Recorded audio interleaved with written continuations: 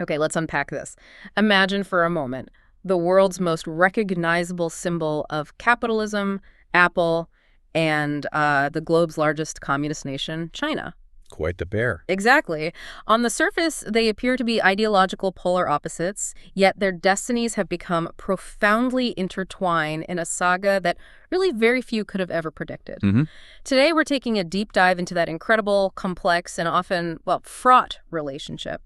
What began as a relentless search for manufacturing efficiency ultimately blossomed into a partnership that has shaped both these colossal entities, leading to unforeseen triumphs, certainly, but also, and we'll discover this, terrifying vulnerabilities. Yeah. What's the fundamental tension we should keep in mind as we dive deeper into how this partnership actually evolved? Oh, it's truly fascinating here. And I think the core insight for our deep dive is that this is far more than just a story of a company seeking cheaper labor. I mean, it is that, but it's more. This is a profound narrative of capture, where Apple became inextricably linked, almost captured, you could say, by China's unparalleled manufacturing might. And arguably, China, in turn, strategically leveraged Apple's expertise for its own ambitious national goals.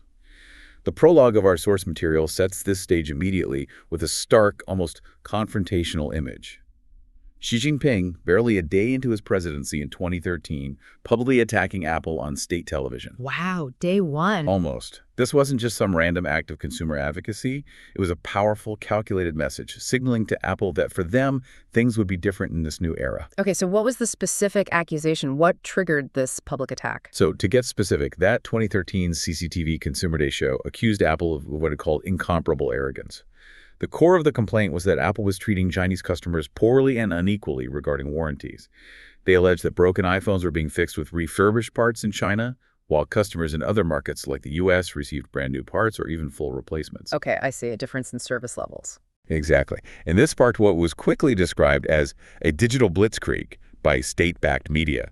Headlines screamed, for instance, "Strike down Apple's incomparable arrogance," from the front page of the People's Daily, which is, essentially Beijing's official mouthpiece. So a coordinated campaign. Absolutely. The editorial didn't mince words, portraying Apple as greedy, throwing its weight around, and even suggesting a Western person's sense of superiority. It carried this palpable, menacing, or else tone, explicitly reminding Apple that Chinese consumers were the ones who propped up the brand's remarkable results. Wow. It was a public dressing down, really, with clear political undertones. And how did Apple get to that point? What was their manufacturing journey before China became so central? Well, looking back, to give you some early context, Apple's manufacturing journey began fairly close to home, primarily in the U.S., actually. Major factories in California and Colorado from 1976 all the way to 1996. Right. It then briefly diversified, explored options across Asia and Europe. But ultimately, China's armies of flexible, affordable, and hardworking laborers proved irresistible.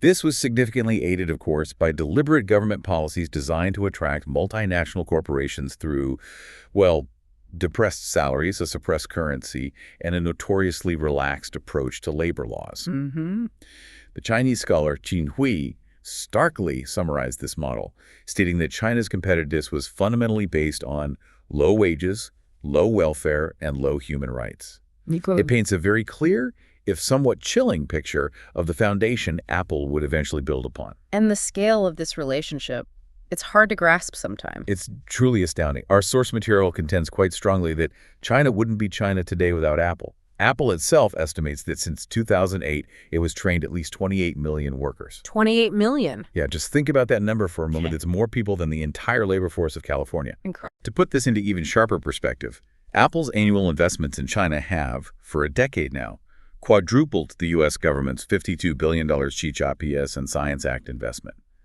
And that U.S. investment is spread over 4 years, aimed at stimulating chip fabrication here in America. While Taiwan's critical multi-decade role in industrializing China through its staggering $203 billion in investments between 1991 and 2022 is widely recognized and documented. Sure. Apple's role, though arguably even larger and certainly as significant, remains kind of unheralded and unknown. It's largely been obscured by incredibly strict non-disclosure agreements and, of course, a heavily censored media landscape. This rapid, almost total consolidation of Apple's production in China, involving this massive transfer of technology and know-how, was in essence a geopolitical event playing out largely in the shadows. That's a powerful and quite sobering thought. So the immediate impact on you, the listener, is clear. The very devices you hold in your hand, the iPhones, the iPads, the MacBooks, they're all products of this incredible, almost symbiotic, but now as we're seeing, increasingly tense relationship. Yes. This quiet yet profound transfer of technology and expertise was a geopolitical event playing out behind the scenes, hidden from public scrutiny, with immense economic and geopolitical consequences that continue to unfold to this very day. Okay. So let's rewind a bit. Our story truly begins with Apple at its absolute lowest point, really teetering on the brink.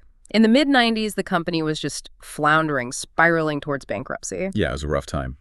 There was this infamous presentation from hell at Macworld in 1997, given by the then CEO, Gil Amelio, that just showcased his complete lack of preparation and, frankly, enthusiasm. Steve Jobs' dramatic return later that year, though, brought not just his visionary product ideas, but a radical shakeup of how those products would actually be made.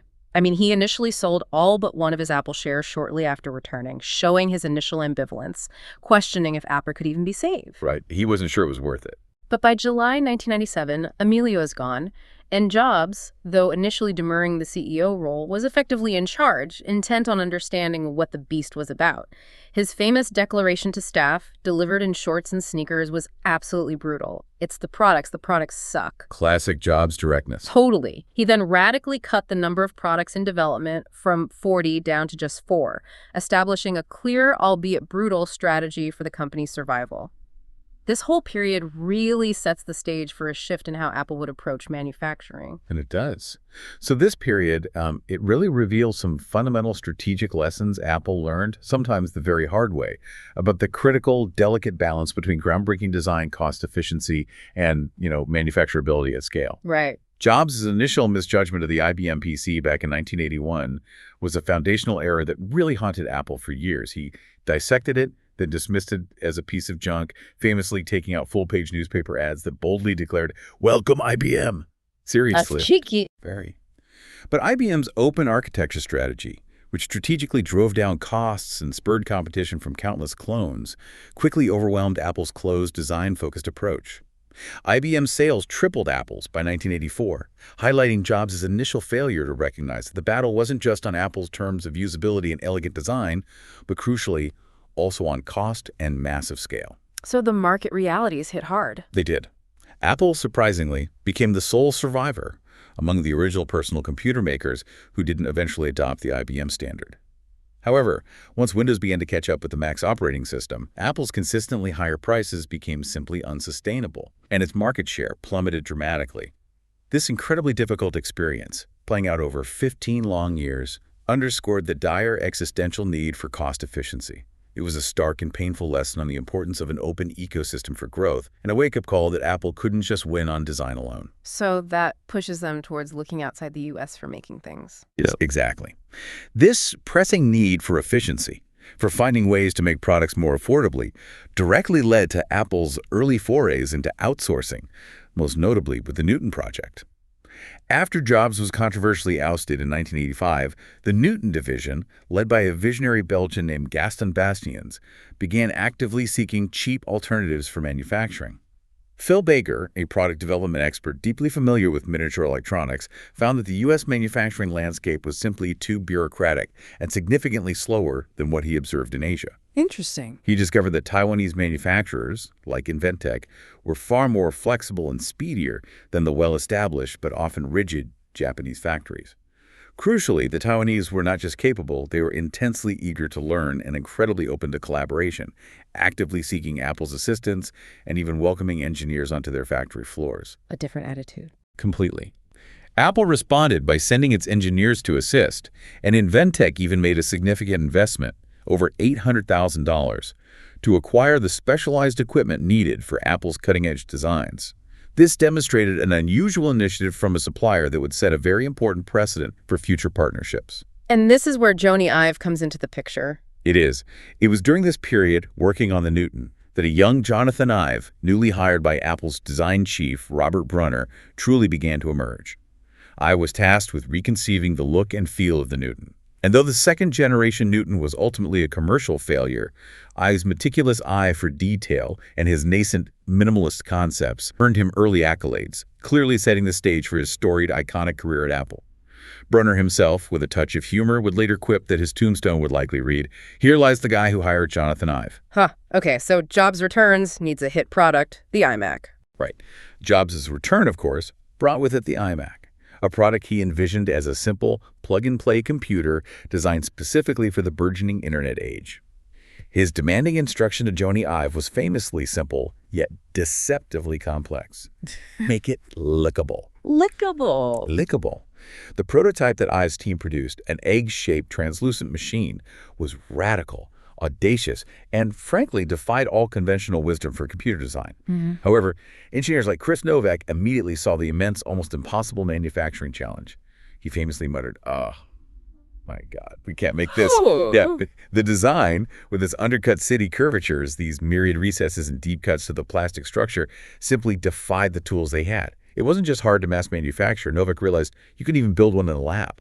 The iMac enclosure design, relying on plastic injection molding, involved complexities akin to trying to mold an egg below the halfway point where the inner steel form couldn't be removed. It just made that smooth, continuous curvature impossible with existing tools and techniques. So a clash between design vision and engineering reality. A major one. This led to a significant standoff and immense pressure within Apple. The entire project stalled for months, reaching an absolute dead stop. Eventually, the industrial design team, in a moment of frustration, concluded, well, Clint is not the world-class engineer we need, and Novak, feeling pissed off and offended, was demoted. Ouch. Yeah. His successor, David Honig, confirmed Novak's initial assessment, stating unequivocally the product could not be built as designed.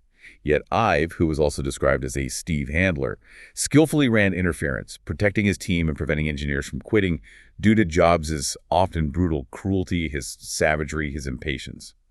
Ultimately, the design was modified to be feasible, a necessary compromise for the product to ever see the light of day. Years later, I would personally apologize to Novak, admitting he'd gone through a lot of grief trying to get it made. So they finally get a design they can build. Who takes it on?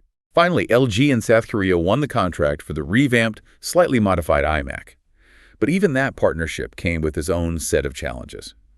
Apple engineers found the trips to LG's Gumi factory arduous, staying in what one described as a pigsty hotel with sheiks like sheet metal, a pretty stark image of the conditions. Doesn't sound glamorous. Not at all.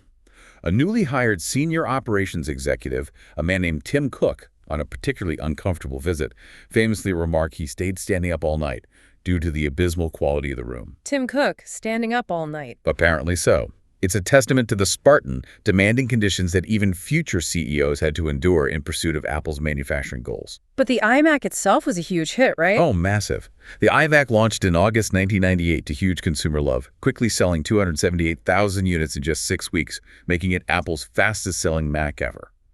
By Christmas, Apple had sold a staggering 800,000 units, making it America's best-selling computer. Revenue soared, and Apple desperately needed expanded production. So they needed more capacity, fast. Exactly. However, LG's Welsh factory, tasked with this critical expansion, struggled terribly. It faced unheated walls, incredibly high employee turnover, and critically faulty capacitors that caused the computers to literally catch fire. Catch fire? Seriously? Workers morbidly dubbed it the toaster line.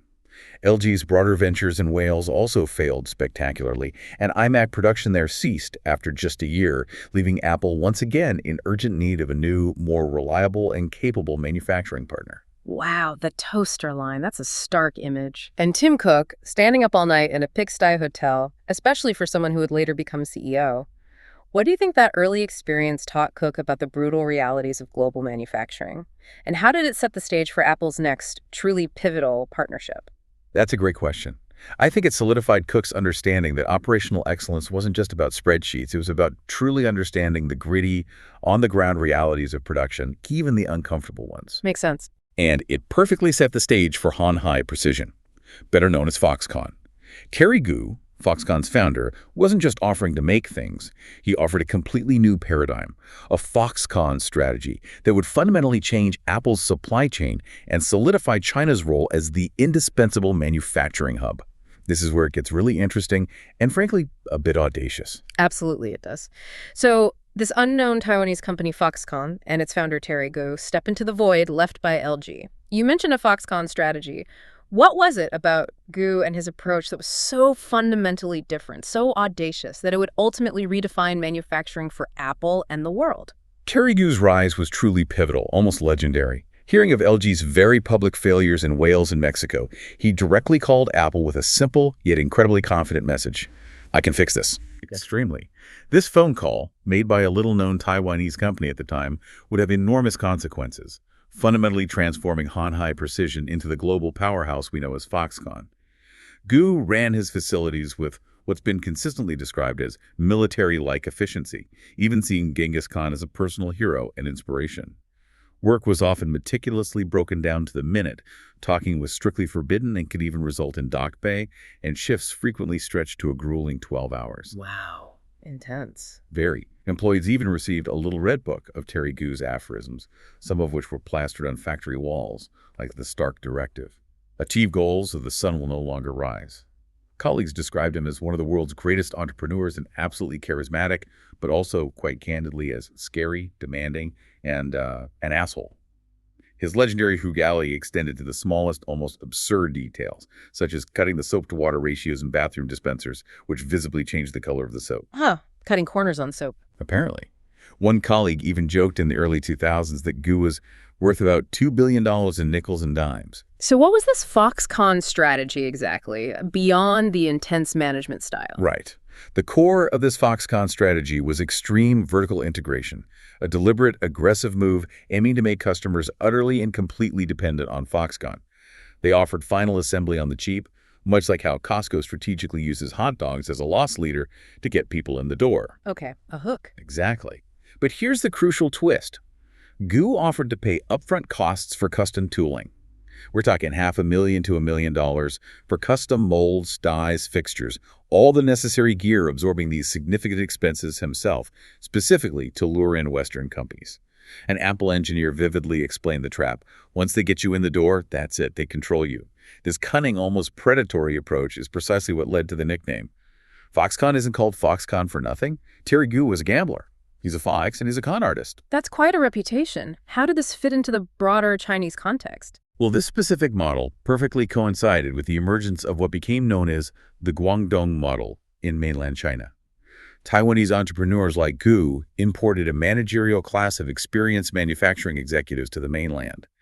This export-driven template relied heavily on low-cost manufacturing, often benefiting from heavily subsidized land, state-of-the-art infrastructure, and, critically, a massive government-facilitated flow of migrant workers from China's rural areas. Right, the migrant worker situation. Yeah. These rural migrants, making up the vast majority of the factory workforce, were systematically exploited as second-class citizens, receiving significantly lower wages and few social welfare benefits, which made China, quite literally, the workshop of the world. The Communist Party not only encouraged this massive migration critical for achieving their ambitious 10% annual GDP growth targets, but also, paradoxically, worried about the potential political ramifications, constantly attempting to manage both growth and the growing inequality. And Tim Cook arrives around this time, too. How did he influence this shift? Hugely influential. Tim Cook, who joined Apple from IBM in 1998, brought his IBM-honed ruthless efficiency and his mastery of just-in-time manufacturing expertise directly to Apple. Cook's specialty was operations, an area that, while lacking the glamour of product design, was absolutely critical for Apple's very survival. The nuts and bolts. Exactly. His famous weekly operations meetings were legendary, sometimes lasting an astonishing 13 hours, demanding granular understanding and absolute precision from his team. For example, if a manager reported shipping 200,000 units, Cook would remember the original target of 200,050, and with a piercing gaze ask, "And 50?" Intense. Very. He famously called inventory fundamentally evil, likening electronics to dairy products that might spoil, and aspired to talk about inventory in hours, not days. His demanding nature meant that not everyone wore glasses when he was hired, but after a few years they all did, due to the extensive Excel data reviews and intense scrutiny. So Cook's operational rigor meets Gou's strategic ambition. Precisely. And crucially, Foxconn's long-term vision extended far beyond immediate short-term profits. Unlike other Foxconn teams that were primarily focused on immediate bonuses and quarterly returns, Gu saw Apple as a profound learning opportunity, a strategic long game, not just a simple profit center. As one executive put it, the value of working with Apple wasn't the profits, it was the learning. His team absorbed information like PhD students, understanding that if they could successfully please Apple with its notoriously complex designs and impossible deadlines, they could please any client. So Apple became their toughest teacher. In a way, yes. This established a powerful, almost symbiotic dynamic where Apple's visionary industrial design team pushed the very boundaries of what was technologically possible, and Apple operations, in close collaboration with Foxconn, figured out how to actually build the impossible. Yeah. Gu even employed a clever tactic of rotating his workers, who were trained on Apple projects, to other, more lucrative areas, effectively maximizing the dissemination of Apple's hard-won knowledge across Foxconn's wider, burgeoning operations, even if it meant Apple had to repeatedly teach a new cohort. Spreading the knowledge internally. Clever. Very. While Apple initially attempted to diversify its manufacturing across many countries, US, Mexico, Czech Republic, Singapore, South Korea, the dot-com crisis of the early 2000s rapidly accelerated a significant hollowing out of Western manufacturing capabilities. Factories once owned by major brands like IBM and Siemens were systematically sold off to third-party contract manufacturers. By 2010, Foxconn had ascended to become the #1 contract manufacturer globally, earning more revenue than the next four combined, a stark indicator of this profound shift. This rapid consolidation revealed a jarring gap between corporate America's immediate interests in short-term cost reduction and Washington's broader, long-term geopolitical concerns. The battle for manufacturing, driven relentlessly by low-cost strategies, was one that America and Americans were increasingly not going to win. That's a powerful summary of how Apple became so deeply entrenched in China. Terry Gu's strategic genius, coupled with China's unique economic and labor model, created this almost irresistible pull for Apple.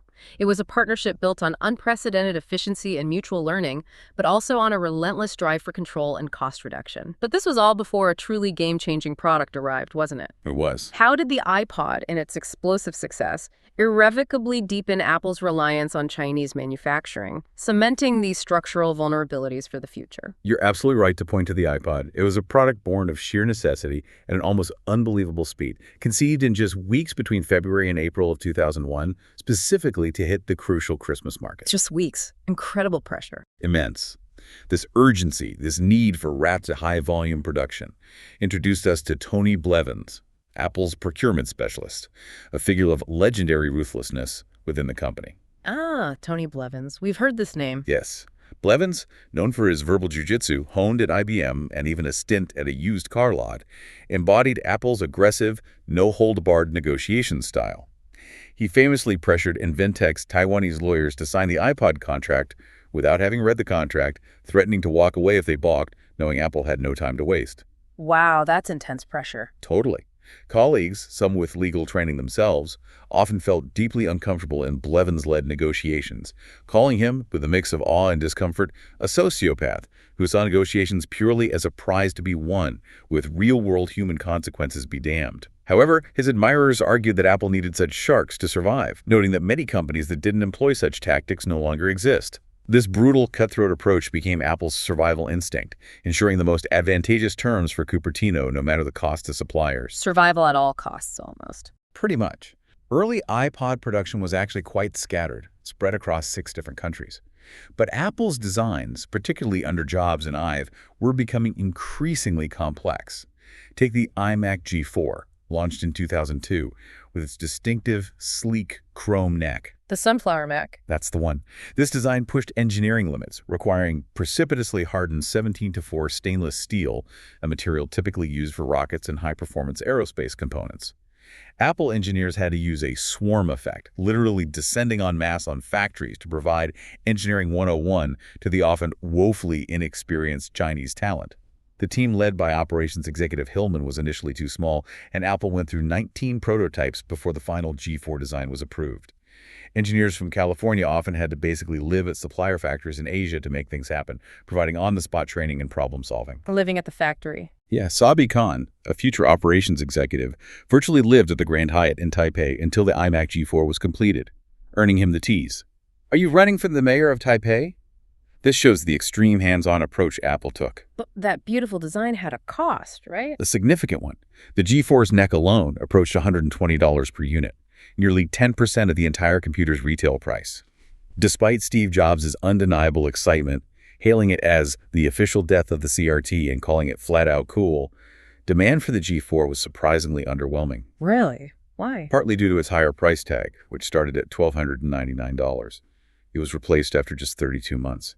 This experience profoundly underscored the urgent, undeniable need for consolidation of the supply chain, not just for efficiency, but to achieve the necessary cost reduction without compromising Apple's non-negotiable design principles. So consolidate to survive and thrive. Exactly.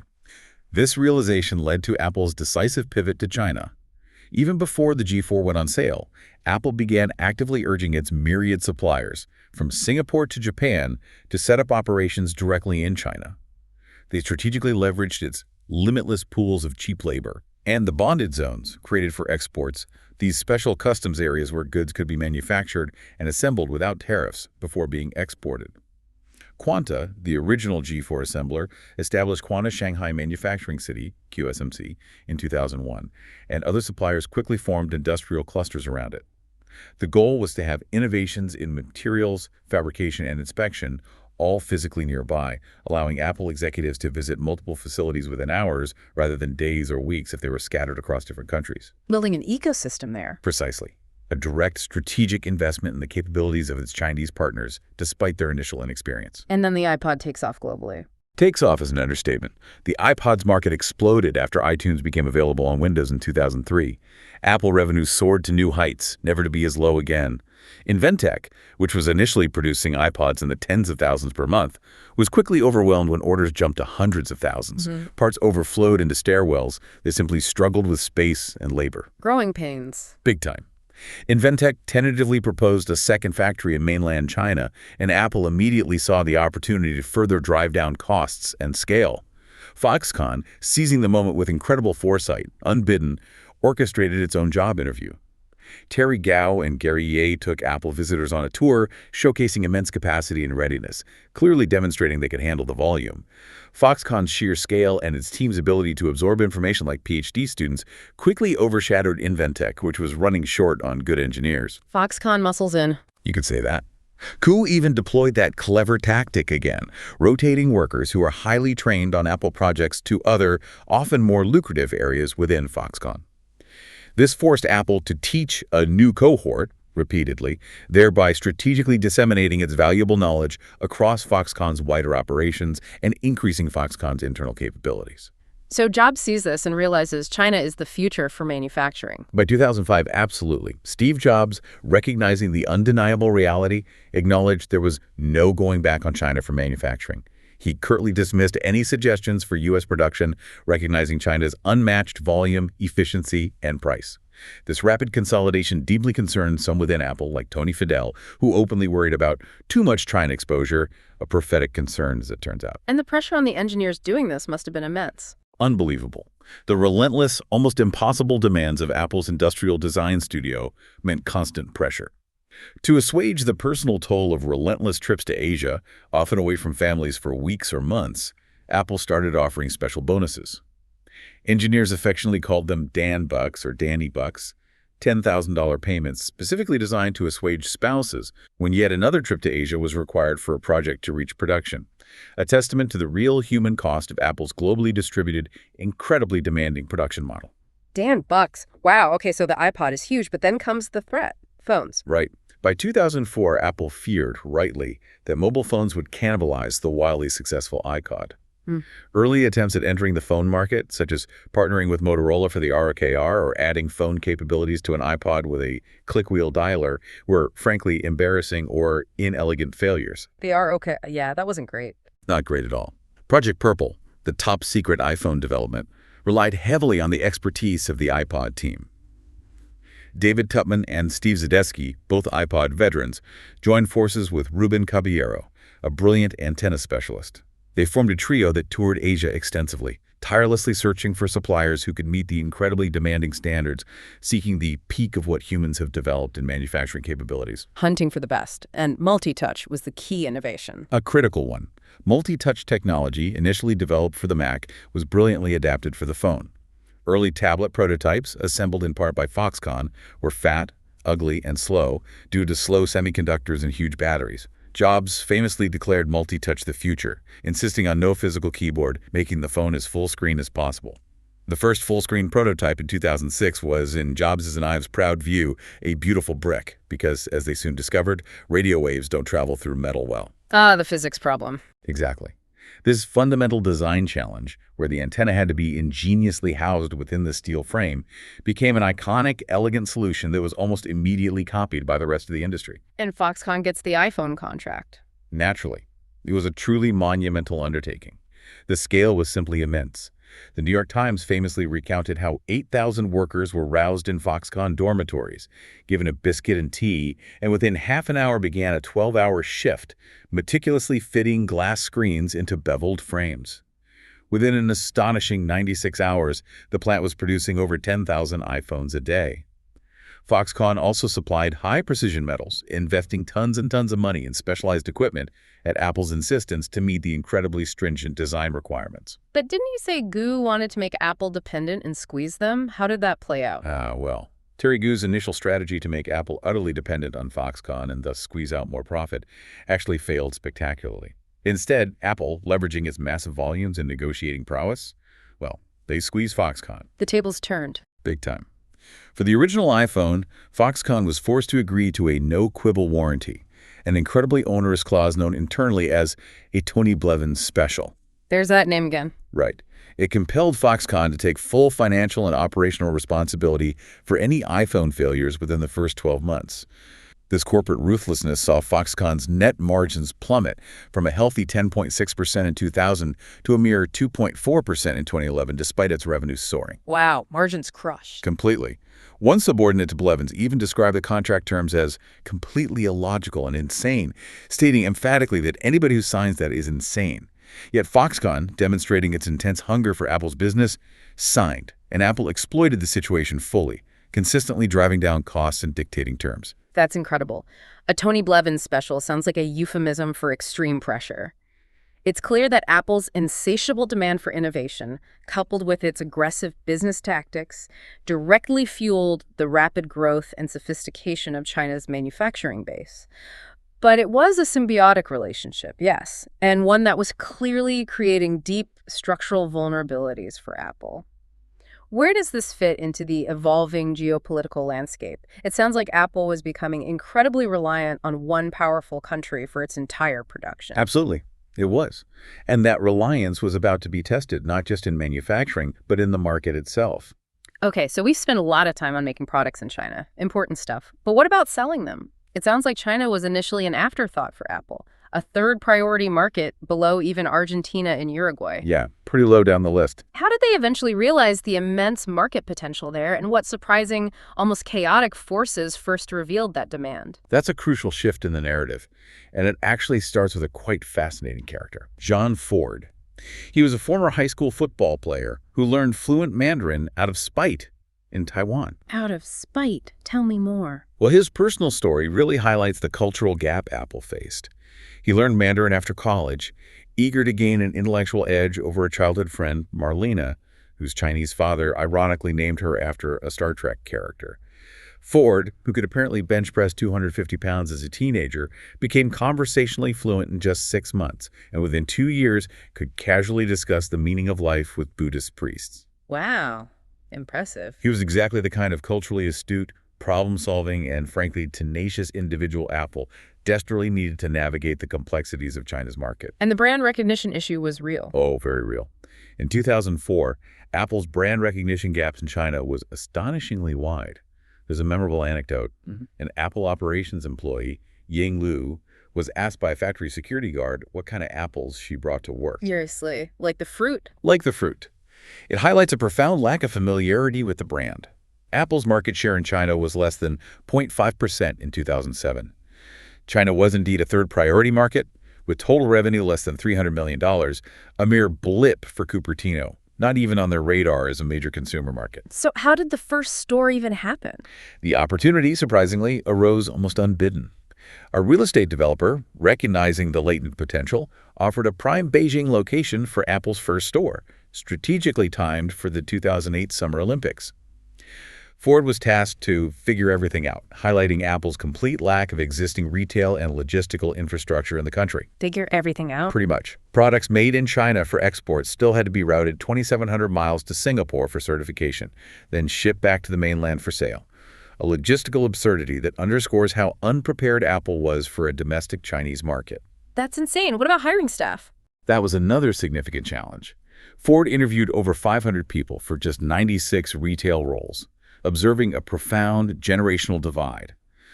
Older candidates exhibited what he called a blinders-on mentality, meaning don't question, just do what you're told, making it incredibly difficult to teach them experiential retail, the Apple way of customer engagement. Right, not exactly the Apple Store vibe. Not at all. In contrast, younger Chinese, born after Mao's death and growing up in the reform and opening up era, were sponges, open to new ideas and empowered to make their own decisions. This cultural chasm was a huge hurdle for Apple to overcome in building its retail presence. Then came the iPhone 4. That changed things. Massively. The iPhone 4, launched in 2010, was a breakthrough design, described by its lead designer as feeling like it had been licked by thousands of kittens. Its deep black color and stainless steel frame looked as if it had been dropped from space. With Android devices collectively overtaking iPhone in market share that very year, Apple was under immense pressure to innovate and differentiate. The iPhone 4 was explicitly designed to be so damn difficult to copy by Android rivals, featuring Apple's first custom chip and an antenna ingeniously housed within the steel frame. That elegant solution was soon copied by the rest of the industry. This device ignited demand in China like nothing before. So demand explodes, but Apple's retail presence is tiny. Exactly. Despite Apple's surprisingly conservative market forecasts, demand for the iPhone in China far outstripped supply, creating an incredible vacuum. This is where the yellow cows, scalpers, entered the picture. Yellow cows. Yeah, named after the lucrative but illegal trade in train tickets. They quickly emerged as Apple's unofficial distribution arm. They capitalized on the intense scarcity and Apple's incredibly limited retail presence, just 2 stores in Beijing and 2 in Shanghai, for a country with more than 40 megacities and hundreds of millions of potential consumers. Unofficial distribution. Wow. How did they operate? They'd advertise jobs in regional newspapers, busing in migrant workers who lined up for hours, paying them around 100 yuan per device they could purchase. The lines were riotous, described as a feverish pitch by USDA agent Brady McKay, with Apple staff desperately using ropes and banisters to maintain order in what he called an unbelievable circus. Sounds chaotic. How did Cupertino react? The sheer demand stunned executives in Cupertino. Tim Cook called China growth absolutely staggering in Q4 2010, with revenue from the region jumping an incredible 4 times to $2.6 billion. An anecdote from an Apple researcher perfectly illustrates the iPhone's status as a powerful social symbol. A post office worker used 30% of his annual salary to buy an iPhone, saying quite profoundly, "When people see me with the iPhone, I'm not just a mailman." That's powerful. It's more than just a phone. Totally. Brady McKay likened the phenomenon to being one of the first people with a car instead of riding a horse, highlighting the incredible social significance and aspirational value of owning an iPhone in a rapidly changing, upwardly mobile China. And things got even crazier with the iPad 2 launch. They did. The iPad 2 launch in 2011 escalated the chaos even further.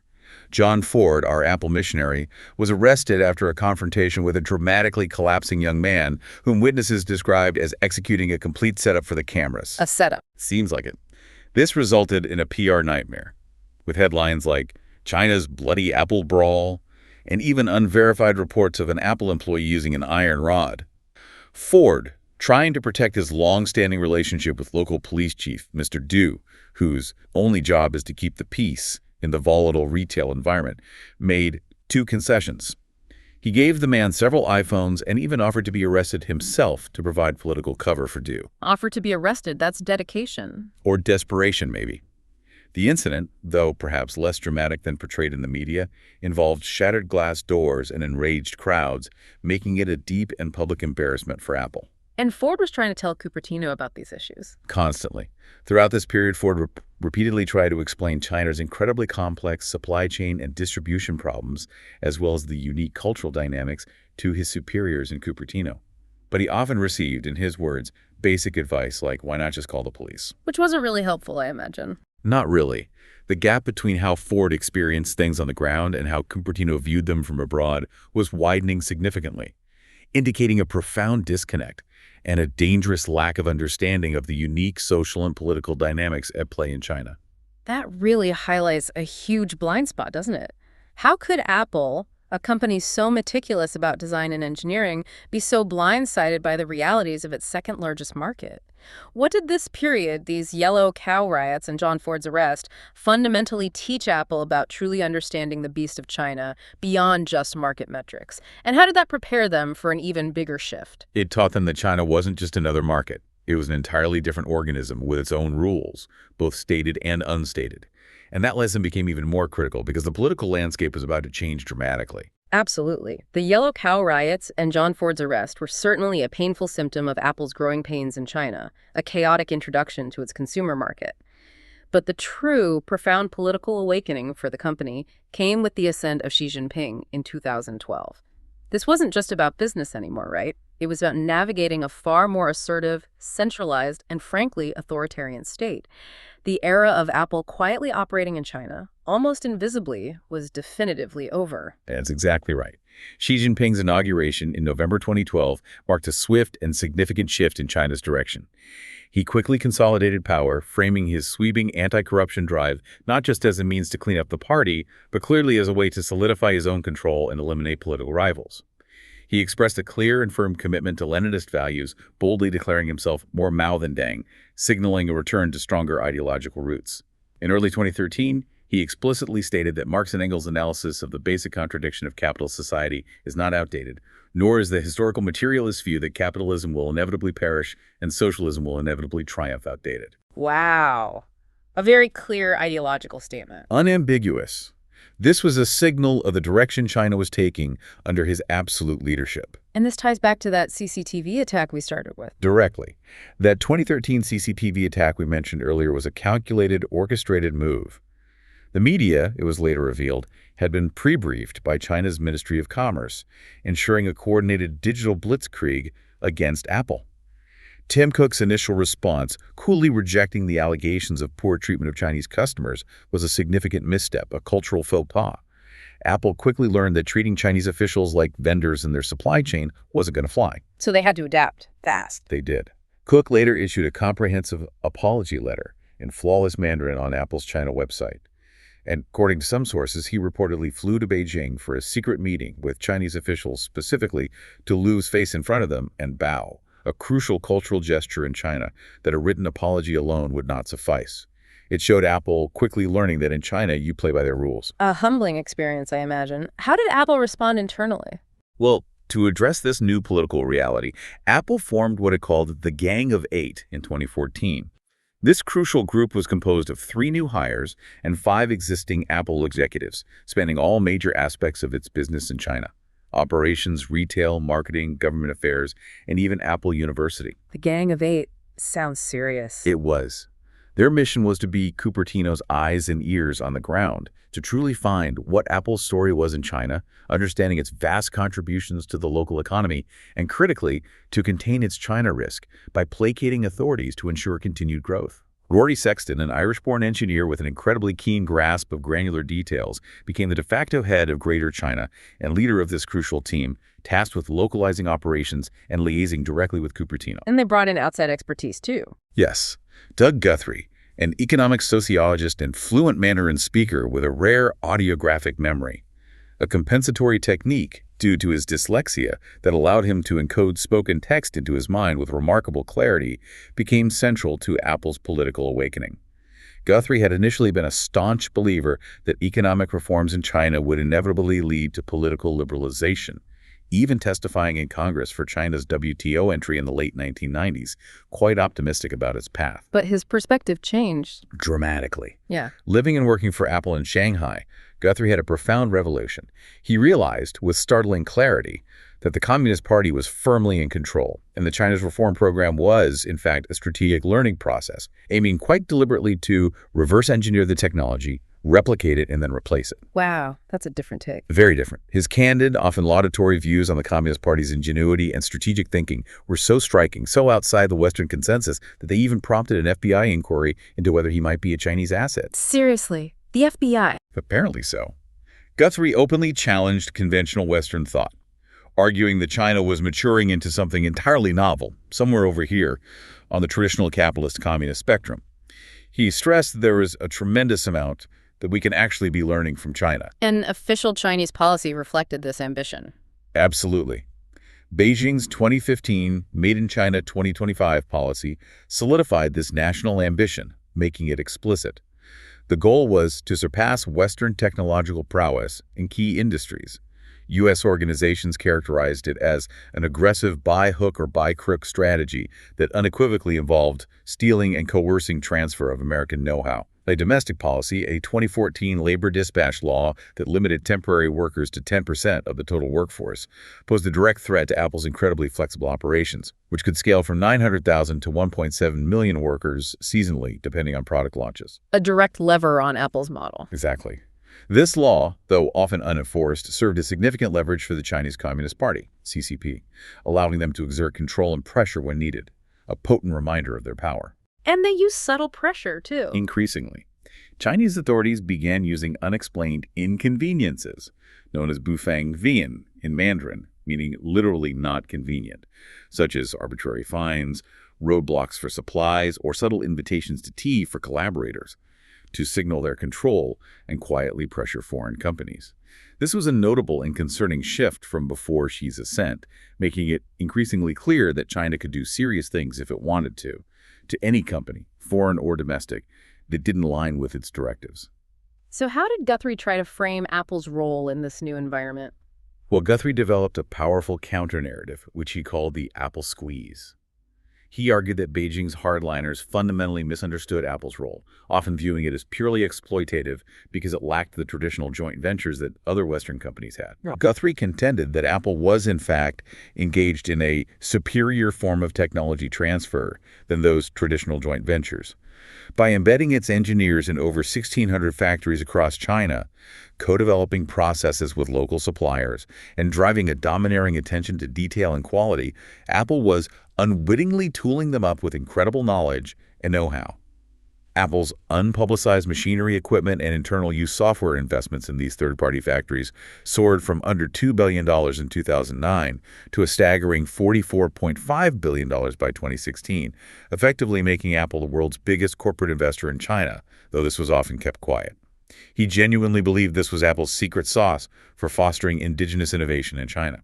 So Apple's investment was actually helping China achieve its goals. That was the argument. That was Guthrie's argument, yes.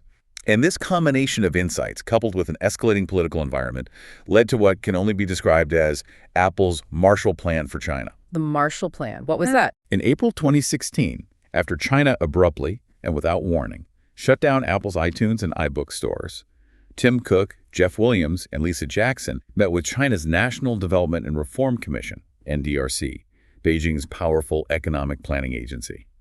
They signed an extraordinary agreement, a pledge to invest $275 billion in China over the next 5 years. $275 billion. That's enormous. Huge. This non-binding memorandum of understanding was Apple's calculated strategic move to trumpet to Beijing just how seminal Apple's influence was, using a narrative tailored specifically to Beijing's appreciation. It was, as the source notes, music to the ears of China. Essentially, Apple volunteering to be Prometheus, handing the Chinese the gift of fire by transferring practical know-how in the art of making things. Prometheus giving fire, a powerful metaphor. Why make such a huge commitment public then? Well, this massive public display of commitment was also politically crucial for Apple. It came at a time when Donald Trump was aggressively campaigning on an America First platform, threatening 45% tariffs on Chinese imports and specifically targeting Apple's reliance on China. Right, the political pressure back home. Exactly.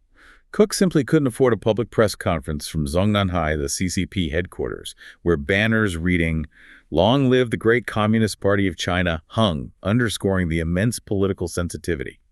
The optics of American executives at this location making such a vast $250 billion commitment highlighted just how deeply intertwined Apple had become with the Chinese state and how much it had to appease its new masters. That's truly fascinating. So this Marshall Plan sounds like a masterstroke of diplomacy for Apple at the time. But from another perspective, were they effectively handing Beijing the blueprint for its own manufacturing dominance, potentially accelerating the rise of a future rival? What's the inherent paradox or long-term cost of such a massive strategic commitment? That's precisely the paradox. It was a short-term solution to an immediate political problem, but it undeniably fueled China's long-term ambitions to become technologically self-sufficient and eventually surpass its Western mentors. It was buying time, perhaps, but at a potentially huge future cost. That's a profound thought to carry forward. Apple's strategic dance with Beijing continued, but as China matured and its political climate hardened even further under Xi Jinping, new vulnerabilities began to emerge, pushing Apple to consider an uncomfortable and increasingly urgent question. Is there a plan B beyond China? The answer to that question, it turns out, is incredibly complex, and the risks only intensified. You got it. Despite that massive Marshall Plan investment pledge, Apple, ironically, faced increasing scrutiny and pressure. Isabel Maha was appointed managing director of Greater China in 2017, a newly created high-profile role. However, her effectiveness and the true purpose of the R&D hubs she oversaw were debated internally and externally. Some saw her role as primarily a figurehead, and the R&D hubs as mostly facade for political optics, with the caliber of local hires being much lower than Cupertino's exacting standards. So maybe just window dressing. Some thought so. Others, however, argued that real valuable work was performed there, albeit non-core work like developing Mandarin Siri and ensuring iOS works seamlessly for Chinese users, with local engineers often working intensely within supplier factories rather than just in the labs in a more traditional sense. Okay. And what about Chinese competitors? Were they starting to catch up? Definitely. This period also saw the rapid, almost unstoppable rise of what became known as the red supply chain. Indigenous Chinese contract manufacturers like Luxshare, BYD Electronic, Gore-Tex, and Wingtech. These companies grew dramatically, with their revenues quadrupling from $6 billion in 2015 to an impressive $25 billion by 2020. They often aggressively poached talent, with Luxshare reportedly hiring more than half of Quanta's Apple Watch team in 2019, and were even accused by Taiwanese prosecutors of outright stealing commercial secrets and highly specialized talent. Wow, aggressive moves. How did Apple respond? Well, Apple in turn began a strategic shift, moving some orders to these local players, letting them pick up the tab on expensive equipment. This move strategically reduced Apple's own long-lived assets in China by two-thirds, from $13.3 billion in 2018 to $4.8 billion in 2024. While supporting Apple's margins, this also further empowered its Chinese partners, who gained significant knowledge and experience, seeing it as a crucial step to ascend the ranks of suppliers and achieve long-term control of the entire production process. So feeding the potential rivals in a way. Potentially, yeah. Then came the iPhone XR sales disaster in 2018. That served as a major, undeniable wake-up call for Apple. Pre-orders were a whopping 79% less than for the iPhone 8, prompting internal panic across Cupertino. 79% less. Ouch. Big ouch. Apple quickly cut its internal China revenue outlook from a projected plus 4% to a stark negative 1%. While Tim Cook and CFO Luca Maestri obfuscated this reality in earnings calls, attributing slowdowns to other emerging markets like Turkey, India, Brazil, and Russia. Right. But a leaked Nikkei Asia report revealed massive production cuts at Foxconn and Pegatron due to plunging demand specifically in China. Cook, reportedly infuriated by the leaks, suggested Apple impose a substantial financial penalty on its manufacturing partners to deter future disclosures. What they didn't publicly disclose was that Chinese consumers were increasingly choosing Huawei's awfully good Mate phones over Apple's, marking a significant and direct competitive threat in the premium segment. Huawei's rising, but then U.S. sanctions hit them hard. Ironically, yes. The U.S. sanctions against Huawei, 2019-2020, imposed by the Trump administration, became an unexpected boon for Apple. Huawei's market share plummeted from a peak of 29% to just 7%, largely due to being cut off from critical U.S. technology. This allowed Apple to fill the void, with its China share nearly doubling from 9% to 17%. A temporary reprieve, then. Exactly. Because by 2024, Huawei had made a remarkable resurgence with advanced homegrown chips and its own Harmony OS, overtaking iOS in Chinese market share, and posing a renewed technologically capable threat, further exacerbated by rising Chinese nationalism and a desire to support domestic champions. The threat is back, and maybe stronger. What about data control? That's always a huge issue in China. A major point of contention and vulnerability. China's 2017 cybersecurity law forced Apple to establish its first joint venture, a data center, with a Chinese government partner, raising significant questions about control of encryption keys. While Apple publicly stated it retained control, reports from the New York Times suggested that Chinese government workers physically control and operate the data center, and that Apple had effectively abandoned the encryption technology it uses in other data centers for its Chinese operations. That's concerning for privacy advocates. Hugely. Separately, Apple's intense operational demands continued to clash with its supplier responsibility goals. Jackie Haynes, leading Apple's supplier responsibility team, famously battled against the do whatever it takes culture driven by ruthless cost-cutters like Tony Blevins. Him again. Who, she revealed, just didn't give a F about compliance when it came to price and speed. Wow. Okay, then COVID hits. How did that impact things? Well, initially, while feared to cripple Apple's incredibly concentrated supply chain, it surprisingly helped the company in the short term.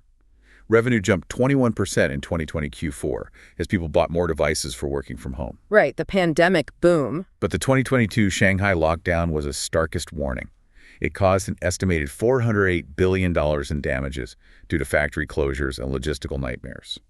This dramatically underscored the staggering vulnerability of Apple's deep concentration in China. A real shock to the system. And Apple still seemed to be playing ball with Chinese tech goals. There were instances that showed a clear divergence between Cupertino and Washington.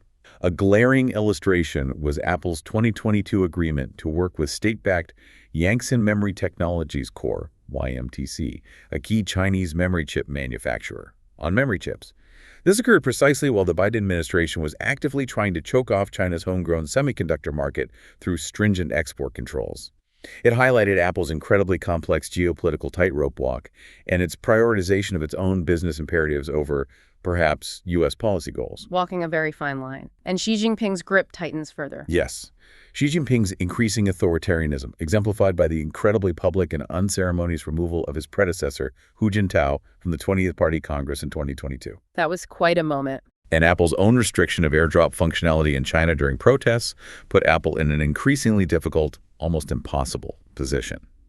Tim Cook's silence when questioned by a Fox News reporter on Capitol Hill about Chinese human rights abuses and the beating of factory workers was widely interpreted as ultimate consent, highlighting Apple's profound predicament, beholden to an authoritarian state, unable to openly criticize its policies without risking its immense business interests and access to the market.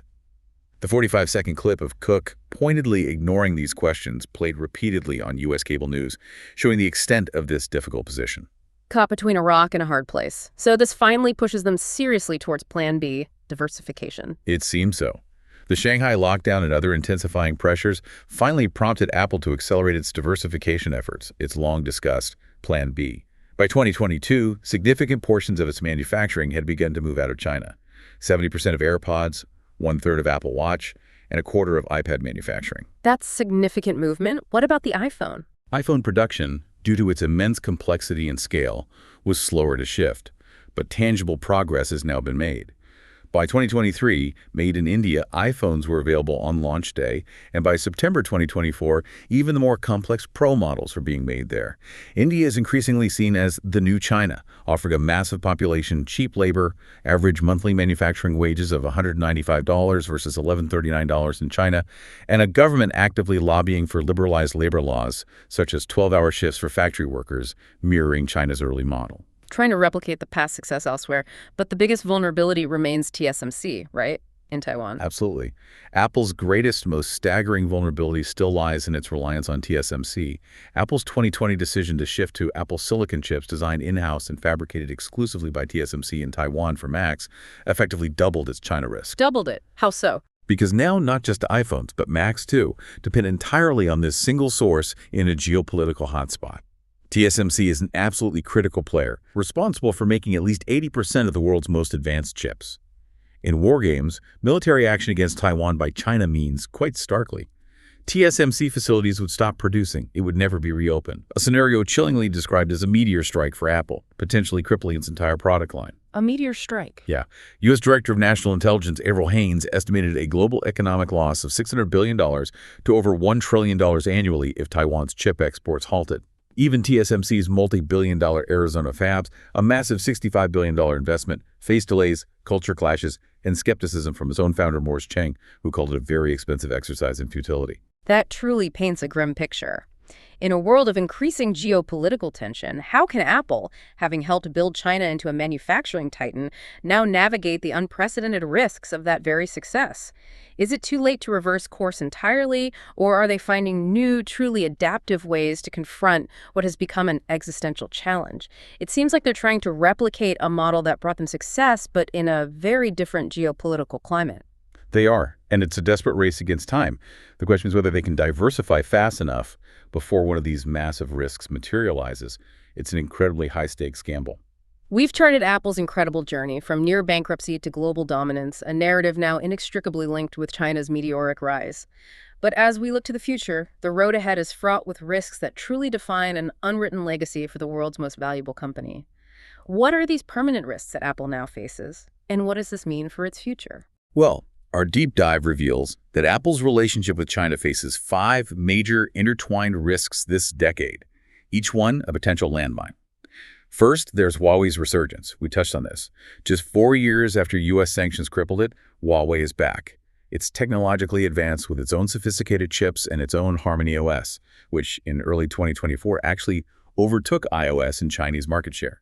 Huawei's super device ecosystem now rivals Apple's seamless integration, posing a direct, potent threat exacerbated by rising Chinese nationalism which favors domestic brands. Okay, risk one, Huawei's back. What's next? Second, there's the ever-present risk of a China backlash. The more Apple de-risks iPhone assembly and other operations from China, moving to the places like India, the more it could trigger a severe backlash. This could come not only from Chinese consumers, but crucially from the Beijing government. When iPhones were made in India on launch day in September 2023, Chinese netizens denounced their quality and spread overtly racist commentary. Consumer nationalism. Exactly. And Beijing, as former U.S. Special Agent Brady McKay puts it, has the power to lower the boom on you in a million different ways, from cutting off essential raw materials in a heartbeat to imposing crippling electricity shortages on remaining factories. Serious leverage. Okay, risk three. Third, censorship and data control demands are intensifying and becoming non-negotiable. Beijing's cybersecurity laws and relentless demands for local data storage forced Apple into that joint venture for its data centers, raising serious questions about who truly controls the encryption keys. Apple's removal of apps like the New York Times from its App Store in China and its restriction of AirDrop functionality during protests are chilling examples of compliance that could irrevocably reshape its brand image globally and raise significant ethical concerns for its customers worldwide. A real brand risk there. Risk 4. Fourth, Apple's AI push introduces unknowns, particularly in China. With the recent launch of Apple Intelligence and its deep integration into the iPhone 16, Apple aims to supercharge revenues through hardware upgrades and recurring service fees. However, this push into politically sensitive AI technology introduces new complexities and potential flashpoints in China, particularly concerning the privacy of data mining from user emails, texts, and photos, where Apple maintains a monopoly on personalized answers. The Chinese government's scrutiny of data is far more intense and pervasive. AI adds another layer of complexity. And the final, biggest risk. Fifth, and arguably the gravest, are the geopolitical tensions. The potential for China to militarily annex Taiwan, increasing U.S.-China estrangement, or Beijing deciding it, has simply learned all it can from Apple. These are external factors far more existential than any product launch or sales quarter. A military conflict over Taiwan could instantly wipe out TSMC, Apple's exclusive critical chip fabricator, causing what would undoubtedly be a global depression and an undeniable meteor strike for Apple. The sheer concentration of Apple silicon production on that single island is a staggering vulnerability, one that certainly keeps Tim Cook up at night. That's a heavy list of risks. It puts Larry Ellison's famous prediction about Apple struggling without Steve Jobs in a different light, doesn't it? He said in 2013, we already know, we saw, we conducted the experiment. He was spectacularly wrong about Cook's ability to grow the company, wasn't he? Oh, spectacularly wrong in terms of market valuation? Absolutely. Tim Cook's tenure has seen Apple's market value soar to unprecedented heights, reaching over $3 trillion in January 2022, growing by more than $700 million a day since he took over. Phenomenal financial success. But, hedge fund investor Jay Newman warns, quite starkly, Apple's scramble to reduce dependence on China won't beat the CCP's power to erase most of its value with the stroke of a pen. He argues that these external risks, like China annexing Taiwan, or China and the United States becoming more estranged, or Beijing simply deciding the country has learned all it can from Apple and no longer needs its presence, are far more existential than any product launch or innovation. The risk that Chinese nationalism and geopolitical ambition present to Apple is, for the foreseeable future, truly permanent. Permanent risk. That's a sobering thought. So what stands out to you, the listener, after this deep dive into Apple's intricate, almost impossible dance with China? Is Apple's intertwining with China a testament to unstoppable global capitalism, or perhaps a cautionary tale of strategic over-reliance in an increasingly fragmented world? And as Apple navigates these permanent geopolitical risks, what kind of legacy will Tim Cook ultimately leave? Will it be one solely defined by unparalleled growth, or one defined by this incredibly difficult, maybe impossible geopolitical tightrope walk? We encourage you to keep thinking, keep questioning, and keep exploring these crucial dynamics that continue to shape our world.